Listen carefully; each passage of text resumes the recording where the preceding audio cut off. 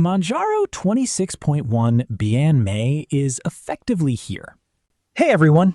If you run Manjaro on the stable branch, the latest system update has brought the long-awaited 26.1 release, codenamed Bian-May, to its final package state.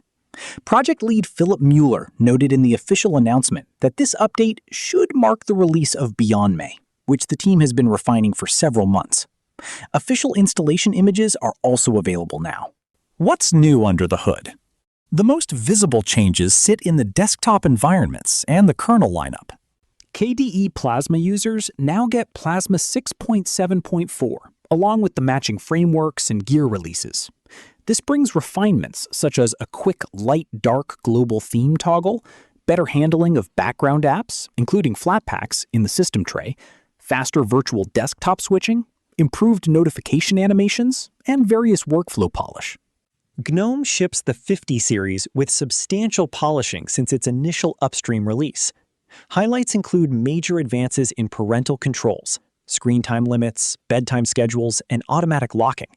Hardware-accelerated remote desktop streaming via Vulkan and vAPI for smoother sessions and lower CPU use. Improved variable refresh rate and fractional scaling, better NVIDIA behavior, and support for the newer Wayland color management protocol, plus HDR screen sharing. Xfce reaches 4.20 with practical improvements such as custom file highlighting in Thunar, pixel-based panel sizing, a Keep Panel Above Windows option, recursive search, and extra settings in the control center. Cosmic Desktop 1.5 is also available in the repositories for those who want to try it. On the kernel side, Linux 7.1 is now the primary newer option. The short-lived 7.0 series has reached end of life, so the project recommends switching to 7.1 or one of the supported LTS kernels, currently 6.18, 6.12, 6.6, and 6.1. A 7.2 release candidate is offered for testers. The updated kernels are also expected to resolve recent AMD GPU regressions that some users encountered.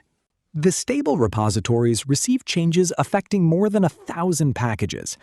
Notable updates include GStreamer 1.28.6, Bazaar 0.9.2, OpenSearch 3.8, SyncThing 2.1, plus broad refreshes across Python, Deepin, and Haskell packages.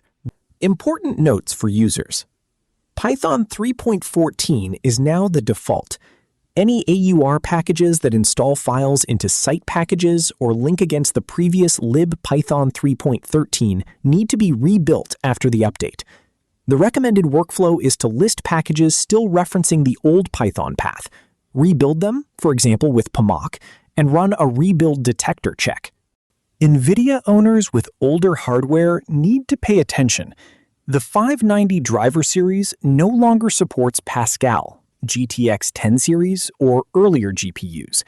Users with Pascal, Maxwell, or older cards should switch to the legacy 580XX driver packages to keep proprietary support working. As always with a large rolling update, review any .pacnew files. Consider refreshing keyrings if it has been a while since your last big update, and keep a backup. Wine, Steam, Proton users are advised in some cases to ensure a suitable kernel, such as 6.18, is in place before or during the transition because of the NT-Sync module requirements. Now, the bottom line.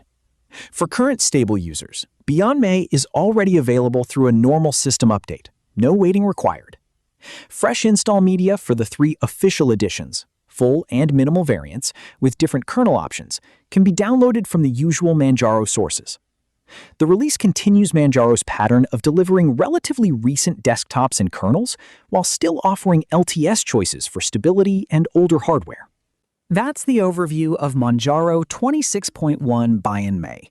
If you have already updated, feel free to share how it went in the comments. Thanks for watching, and I'll see you in the next one.